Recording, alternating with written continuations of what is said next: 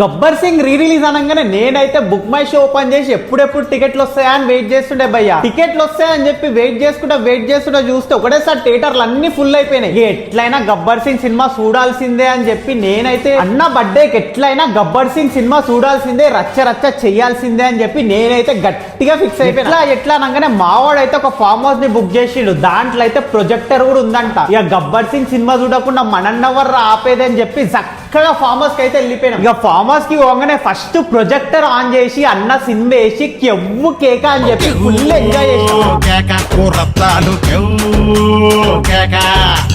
వేడి వేడి లడ్డల్లే డబుల్ కాటు బ్రెడ్డల్లే పాఠమైన పట్టింపులే